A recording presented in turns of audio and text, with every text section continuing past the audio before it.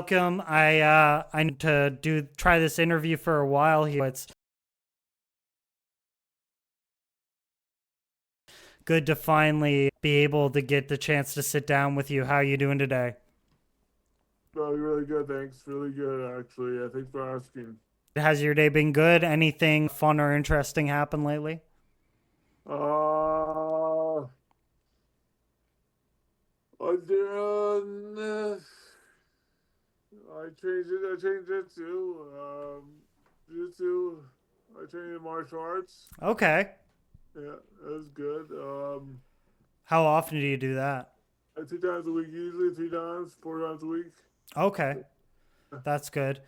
Do you Yeah, find it's enough? Do you want to get out more, or is it good? yeah. I like to actually. I should train no gi more often. Actually, I train mostly. I would train mostly the gi because I train. I'm a gi in the gi. As Okay. Yeah. but yeah, I should train more often. Yeah, I really should train more often. I should train no gi as well. Actually, Yeah. I train at JR Academy. JR Academy. Okay. Yeah, Yeah, and that's Calgary based. yeah. That's good. Here's Um, my milk. yeah. Yeah. That's awesome. So I kind of want to like set the stage for what this interview is going to look like in a way of kind of what what the viewers can expect, what our conversation's going to look like. I kind of think that's important just to kind of set some context. So basically, I thought it would be a good conversation just to have with you. I've seen you on social media. You've been on several podcasts before. So I thought it would be a good opportunity to kind of hear your story, and I think it sheds light and kind of how you're using this to, have some advocacy as well for like a good story about how to like bounce back from a brain injury and find like coping in terms of like maybe through comedy or through martial arts or working out and stuff like that. And I kind of just want to hear your story about this resiliency and as well as a good opportunity to talk about the support systems in Calgary and kind of how that interaction with them has helped you out, or any people. I know you talk about your brother-in-law, am I correct? My handler. Yeah, Yeah, my hand. exactly. So I kind of want to talk about those roles as well and how we can, shed light on that and just kind of discuss that in a full rounded conversation. So I hope we're kind of on the same page with that. Yeah, sounds good. Yeah, sounds good. Yeah. Yeah, yeah. Um My name is Jason. As to say, he was actually his bachelor party. We had my car crash. right. So let's get into that. How old were you when that happened? 21. 21. Yeah. Okay. So, in terms of like where your like trajectory was going, what did you have planned for yourself before? No sweet clue. No sweet clue whatsoever. Oh, really? I tried working, but working was kind of tough for me. I'll probably move back out east to Newfoundland. 'Cause I went to school in Newfoundland. My family's there.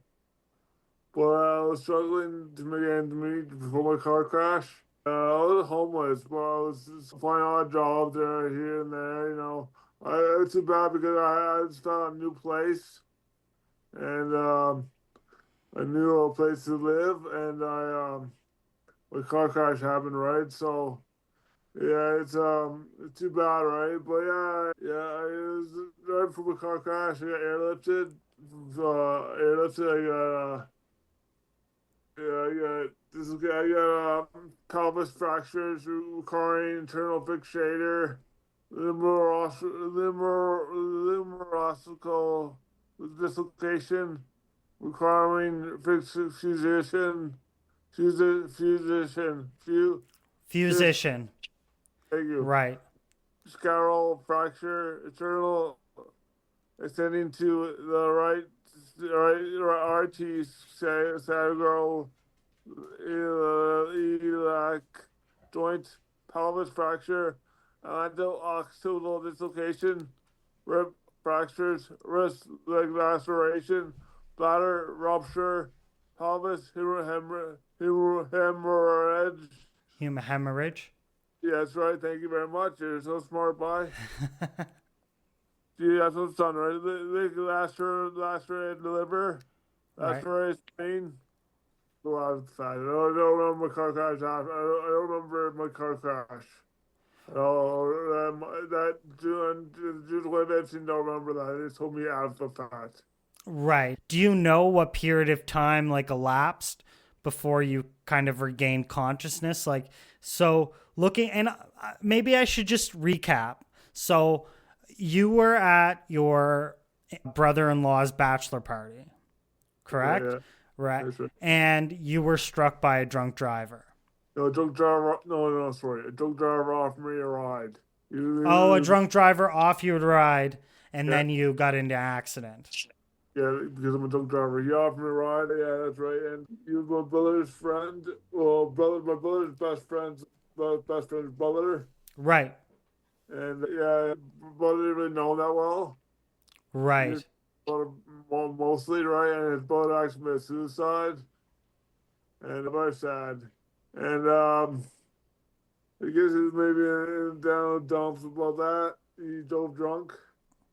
Well, like when you look at it, I think that would be a lot to kind of take on. I think like people make mistakes, but at some point it's one of those things where how can you look yourself in the mirror knowing that you've made a decision that would alter someone's life? And I I how does that feel for you in terms of like dealing with that? And I think we can all say there's probably some anger involved, but have you got to a point where you can necessarily like forgive someone like that? You never forgive, but you No. never just because he said sorry to me in court, but I was too late to apologize. Like I attacked him in court with red panties. Right. Right. Because he's And right. yeah. And that's that would again like seeing as you're the one that was directly involved. But bring me through the idea of waking up now and how that kind of all. So first thing, like who do you have around you when this is all happening? Yeah, my mom was there. She was there since the day like, being reborn, as mom said. Yeah. Like being reborn. I do everything all over again. I was in diapers. I was baby almost, right? I was diapered. I was on bed rest. Could move my right side. You name it, right? Mhm. So I had to use a lift, right? It's crazy. This right here, very fortunate, very fortunate. Mhm. This is Sarge ambulance rating right here. Yeah. Anyways, but yeah, answer your question though. Yeah, it's nice. Answer your question though. It's using a lift, walker, bed rest, walker, bed rest, sorry, bed rest, using the bed rest to be in bed rest, we can move the right side, using the lift, all that 9 yards, right? I got crushed, right? And I rebuilt myself all over again, right? I got really, my, How long of like you probably still do physio now, right? Or no? I go to gym every now and again, so yeah, Right. Right. gym actually, but I might play rugby again this year. Actually, I used to play rugby before my car crash. Right. I should play rugby. I might play rugby again this year. Okay. But yeah, but who knows, right? I'm saying that I never done. I have done it since my car crash, so we never know. Right. But again, but you never know. Life gets busy. It's hard to do it's hard to do everything, right? What were some of the first things cuz you talk about being 21, you didn't really have a lot going for you. You were kind of struggling financially beforehand. So now how did that impact you having to deal with this because at 21 I know I was very like immature or like or maybe I just didn't have the like level of perspective that if something like this would happen to me, looking retrospectively, that'd be severely life altering. So like just having to grow up at 21 years old and then going through this, can you kind of take me through that? It was traumatic. Very traumatic. It was scary. I had no idea what was going on, right? No Mm-hmm. idea. And I wish one for me on anyone, quite frankly. And I give a voice of victims of drug driving, right? For John Gaudreau and that passed away, and his brother Johnny as well. Johnny and Matthew, I think, right? Yeah. Matthew. Yeah. So I'm a voice of victims, right? Right. I'm honored. I'm honored. I'm grateful I'm alive, right? And it's my job to tell my story. Exactly. Like this type of thing is a good message for advocating for being against drunk driving and also being there as a support system for survivors of people that decide to make a really bad decision, right? Yeah. So now, leading into the years after this incident, what were some, you were based out of Calgary, correct? I was born in Calgary, but went to high school in Newfoundland. Fred. So at 21, where were you still in Newfoundland or were you in? No, I was in Calgary. Okay. So what? Until when I was 21, I moved to Newfoundland. I moved from Newfoundland to St. John, Newfoundland to Calgary when I was 20 years old. I was Okay. working. I was working and trying to make ends meet, and then struggling a little bit, and that hit me. Right. It by to be right, and that's history, I guess, right? The rest is So that history. was so moving from Newfoundland to Calgary, your motivation was kind of financially. Sorry. I Yeah, good point. Yeah, just trying to make it, just trying just trying to to make self yeah, enough, right? just Yeah, that's right. Yeah. yeah. And then you get to Calgary and then this happens. A Now, year afterwards. A year afterwards, I was working. right, yeah, you were working here for a year. Yeah. So now, were there when you were say in the hospital or at home recovering, was there any resources that the hospitals provided you or any kind of notable? RB. When I went after I left the hospital, actually, I went to Howard Johnson for 14 months. For Howard Johnson is a hospital for the brain injured. I Right. was there for 14 months. And all I did there was rehab, right? So yeah, I'm very fortunate for the Howard Johnson. It's in Panoka, Alberta, Panoka. Yeah. And it was challenging for sure because you're in the middle of nowhere, right? Right. And there's people with brain injuries as well. So it's challenging. Guy I can't speak and hit on girl with the speaker saying drops him on the ground. He drops him on the ground and he drops him on the ground and you see he can't speak, right? Mm-hmm. So fuck. Right. We dropped him on the ground, right? But we dropped him on the ground, right? But yeah, it was lonely, right? But have a that it was only right with having brain injury, especially in that environment with all brain injury people in an isolated place in Panoka. Was it did it make your recovery easier to be with other victims of brain injury or did it make it harder because like I would think that a lot of the functions of communication are kind of like you know what I mean impaired which would was that like harder or was it kind of it set the tone for you that you were able to recover and like this is the spot that you needed to be. Well, it was challenging because isolated. It's very sad, right? Right. Very sad. People that they're not doing so well, right? As me. But yeah, it's very sad. Like, yeah, sad and lonely, right? Very lonely. But it motivates you, right? Motivates you to keep pushing, right? And I'm happy I had a brain injury that allowed me to keep pushing, right? Some people with brain injuries are not motivated, right? Right. They're brain injured, right? They're brain injury. Oh yeah, physio Sarah. She was nice. Um, there's stuff there too. They always put there's stuff too, right? There's also in Harvard Johnson. There's also a mental health hospital. Harvard Johnson is originally a mental health hospital, right? Okay.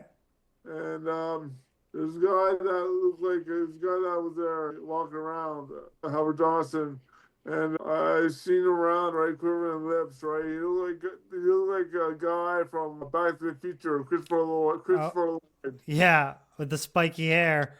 And I said, "Oh, Mom, look, Bernie. Hey, Mom, Dad, it's Back to the Future." Yeah. For Lloyd, right? And you see the guy walking around and quivering lips, right? Yeah. Permanent lip, sorry, and he was a poor guy, but no. What's the question again? I was just saying, is there anybody that you met there that kind of like left a mark on you or kind of had a unique personality? That guy did. I'll tell you something about him. He was in a wheelchair, right? Poor fella. I asked him what happened to him, and he'd either bulging out, right, like mad, right? And I asked him what happened to him. I asked him sort of what happened to him, and he'd be like, "My wife hit me with the car, with the car. She was and then he said she was a bitch." Holy fuck! I mean, holy shit, right? Yeah. I think she was, right? He was the Hell Angels, right? He was the Hell Angels. Okay. Tattoos on his arms. Right. But yeah, she was. I was like, yeah, she was a bitch, right? Yeah. So that was definitely an interesting character. Yeah, well, he was. Yeah, poor fella. He calmed down afterwards. He put him on a few drugs, right? But yeah, a very interesting character.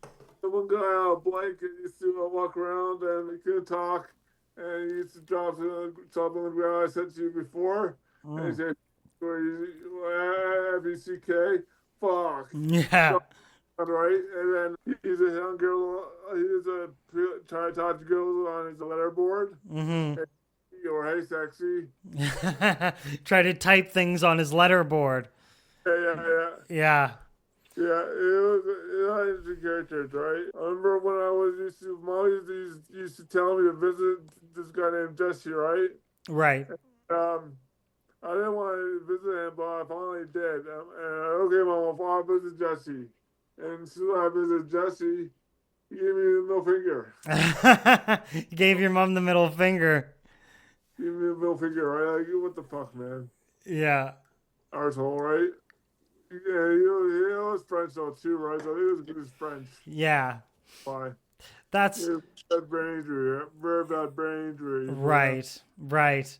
But at least, and that's kind of what, shows a big like character shift, right? Where you're able to take something like this and move forward with it, or you're able to, even though in light of a very dark event, you're able to pick out those pockets of being able, just to see a future. And I think that's something where some people, they just, and rightfully, they're just down in the dumps, right? They joke out because I do concert, yeah. And we're going to get into that for sure. And this is what, now, is this kind of what sparked you into this comedy scene? Because I've always had a dream of mine to try it, but I've never found enough that I was like, all right, this is going to propel me to do it. So what initially lit the fire under your ass to go do something like that?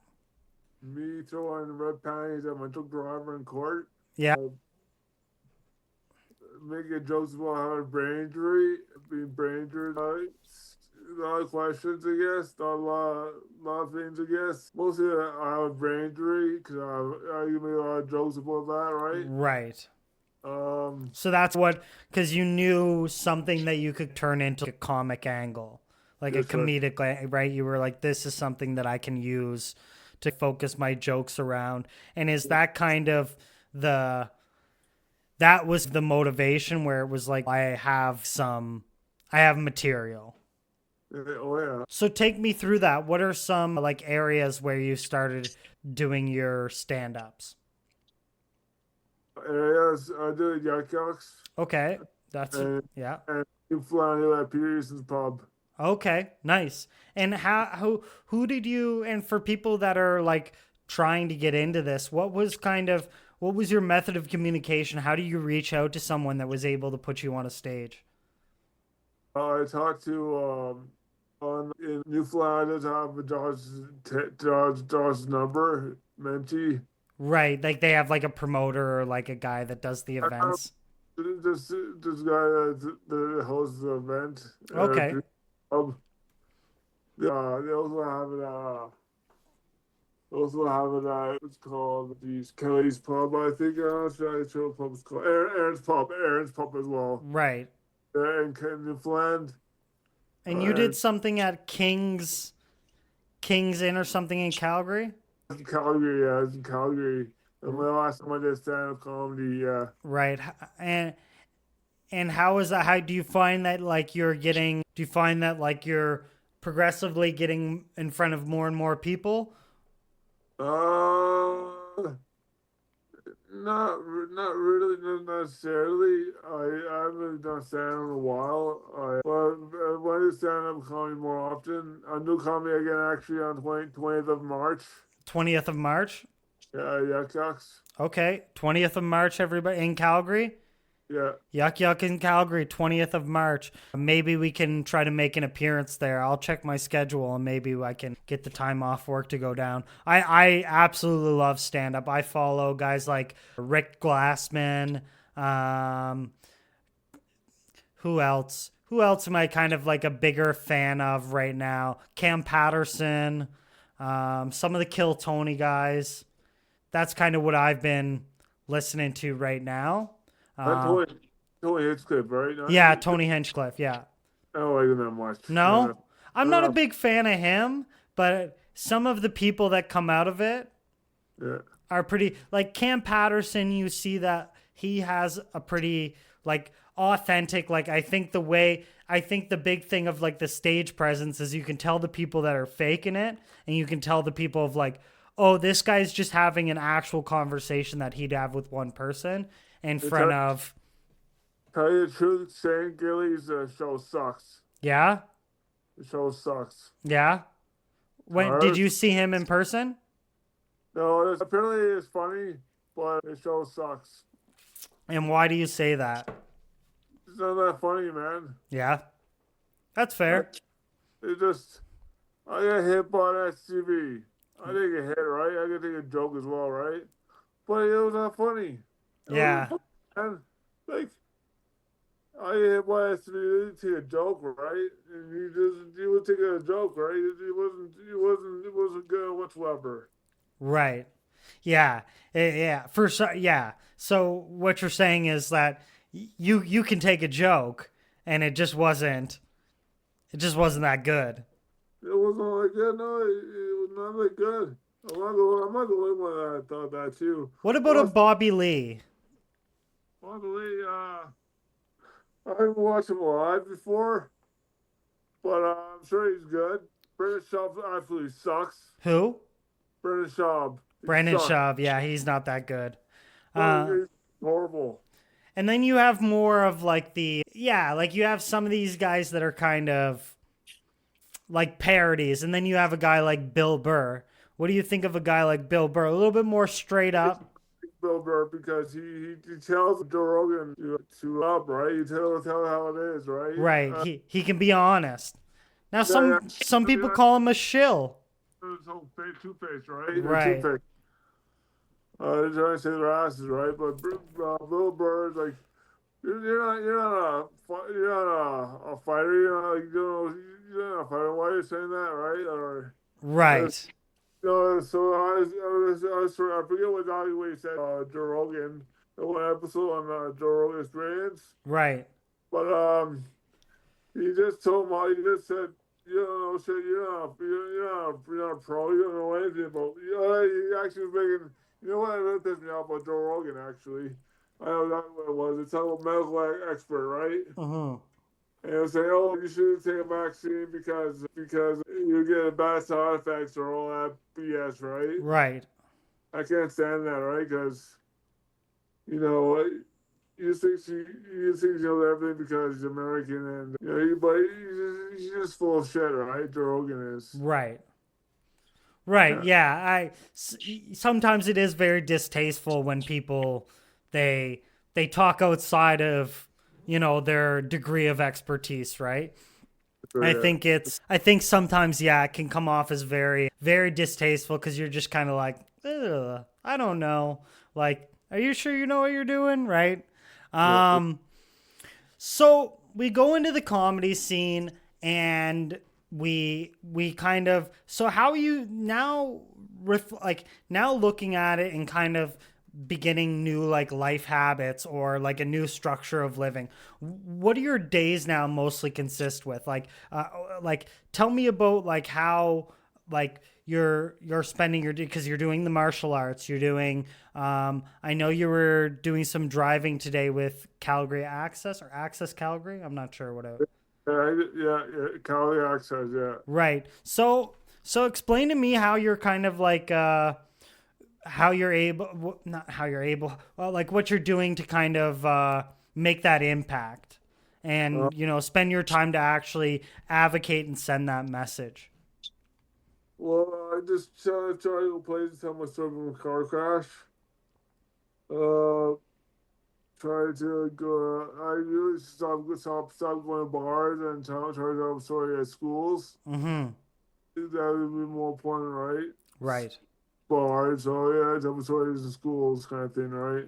Or workplaces, kind of thing. Try to Now, promote. now, do people reach out to you to kind of come and speak, or is it, how does that like have you been like almost taking the role of like a keynote speaker in a way of kind of being invited to events to share your story? Um, I did speak at school in Newfoundland at one school called St. Catherine's Academy in St. Catherine's Okay. School. The first school I spoke to, first school I spoke to actually. Nice. So I was on CBC Newfoundland. The first people that did my story, Mo Mullins. Right. I didn't chase CBC. My story follow up, but to answer your question, no. They sometimes they get like a college approach me or very not very common though, not yet anyways, to tell my story of my car crash. Right. So yeah, just that kind of thing, right? Yeah, and I'm sure you're probably getting involved in like organizations too to just kind of do the day-to-day support as well. Now, on top of like day-to-day support, what is that like? What does that entail? Like in being an advocate and like being there as someone who's going through your own journey and your own recovery, as well as helping people. What does that like day-to-day business type kind of look like now? Day, I used to go to the gym. I do jiu-jitsu, fitness gym. I think I get involved in more. I get involved in more things actually. Always Uh, time. There's always time. I speak to more schools. Yep. I actually go to one school, and I speak to more schools as well. Maybe I'm on more on a couple news as well. Mm-hmm. Calgary. I need to be on CBC Calgary, but tough as nail to get on. Yeah, But tell my story as much as possible. for sure. Yeah. Um, I'm just looking at so going into like future plans, what does that look like for you? You have this date coming up, March 20th at Yuck Yucks. Do you usually schedule you try to schedule the things out far in advance, give you a lot of time? Yeah. Not necessarily. Yeah. Or is it just when it comes up? When they I asked them, I'm not really. I don't really do it. I should just do it more often, right? But I haven't done it recently. I haven't done it. Mm-hmm. So I try to do it more often now. Do you get my mind off things? Can I think? What's the question again? Just in terms of your future plans, what do you have in terms of the future that you'd be interested in sharing, or any future goals or aspirations? I'd go to LA actually and tell my story there. Yeah. I'd like to go back to Newfoundland as well. To be on the Colin Hollis podcast. Colin Hollis podcast. Okay. Yeah. I saw his Instagram. Yeah, Colin Hollis podcast. Tell me more. Yeah. There's a podcast. You follow each other, right? Yes. Yeah, yeah, Yeah. yeah. Nice guy. I've been on his podcast. I'd like to be on David Wayne's podcast as well in Newfoundland. But I go to LA at some point. Tell my story there. Of course. And yeah, just traveling and tell my story to people that need, it's a very important story, right? Mm-hmm. And I like to get better first responder unit in Newfoundland too, right? Because you don't have that kind of first responder unit in Newfoundland as they do in Alberta. Because quite frankly, if if I didn't have started the ambulance ring. Right. If I didn't have stars here in Alberta, I'll be dead, quite frankly. Right. And they don't have that in Newfoundland. No. So, yeah. That's definitely something that's really important to think about in terms of like air ambulance and stuff like that in rural areas, because for sure that probably definitely saved your life. Is there anything that you would like to finish this off with to talk about? We kind of summarized briefly, the major incident that you were with, and then we talked about your time in a hospital for brain injury. We talked about jiu-jitsu. We talked about stand-up. We also talked about you being an advocate and playing those support roles for other people affected by this. Is there anything that you would kind of like to leave this off and share with the audience? Enjoy life to the fullest, because life is too short. Don't give up on yourself. If you ever going through a hard time in your life, don't stop. Keep pushing. Mm-hmm. Just never stop, right? Because life is too precious, right? Right. Of course. Beautiful, right? So yeah, just don't give up, right? Of course. And with that, everybody, that's episode 17 of Solo Spotlight. Brandon, thank you very much for coming on and sharing your story. I hope we can actually have this interview in person. I think it will be beneficial for everybody that's watching, but I'm glad we were able to get this done and, share your story, get it on the platform, and hopefully we can extend these talks in the future. Thanks for Ryan for having me, Ryan. Yeah. Thank you very much. We'll be talking after this. Sounds good, boss. Sounds good.